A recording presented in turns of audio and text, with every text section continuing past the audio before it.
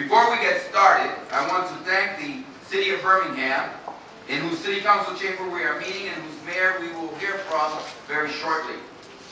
I also want to thank the broad coalition of organizations who helped put this hearing together and helped our offices in Washington identify witnesses and who have also acted as our gracious hosts here in Alabama.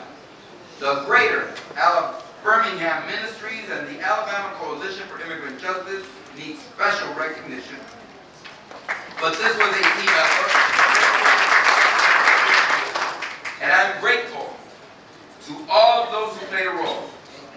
The way today's hearing will work is that after a few brief introductory remarks, I have asked 3 of my colleagues to make opening statements as a representation of our delegation. Then we will go straight to the first panel. Each witness has been asked to prepare for up to 5 minutes of testimony, and after our second panel, I will invite our colleagues, all of them, to join me in a period of questions and answers with the witnesses, so you will hear from all members who have traveled to Birmingham for this hearing.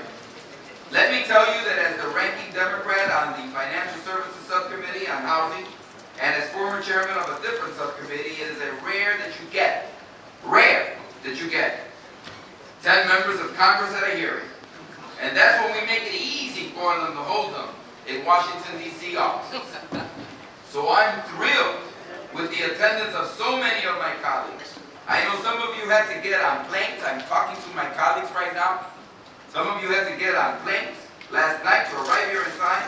Many of you had to postpone your Thanksgiving week plans in your districts and leave away from your family. I mean, I really want to say thank you. I mean, I appreciate everybody came from Texas and Arizona, but I got to say, let's give a special round of applause to California because they had to leave yesterday to get here.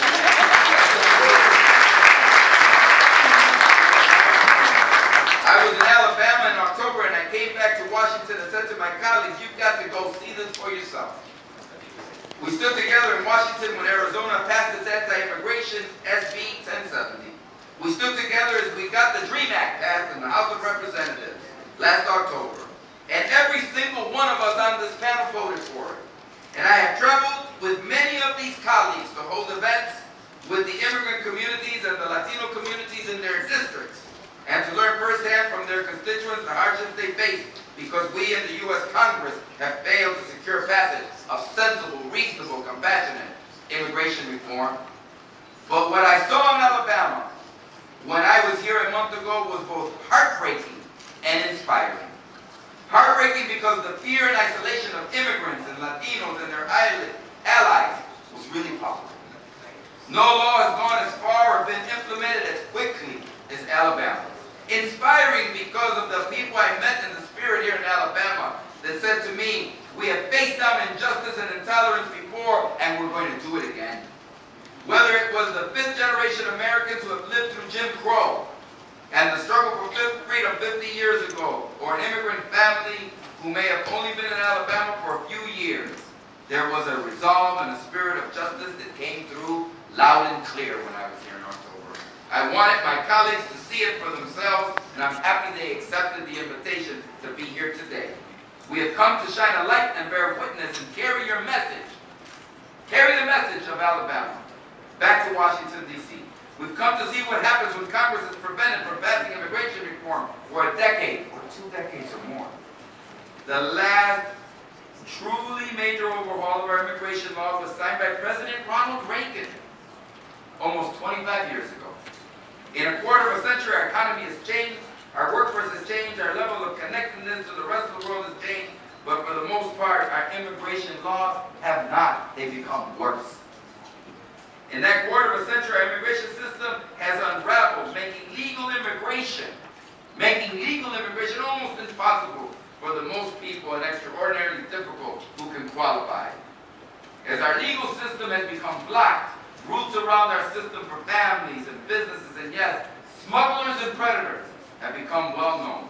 Ironically, the Republican Party in Alabama that pushed this law through is the same Republican Party that has actively blocked immigration reform in Washington to solve the problem. Those few Republicans with whom I and Senator Kennedy and others worked with have all abandoned the fight for sensible immigration reform and hardened their position in opposition of reform.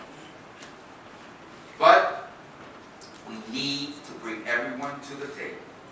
So I want to once again recognize my colleagues, and I would like to publicly thank for being our gracious host here in Birmingham, Terry Sue.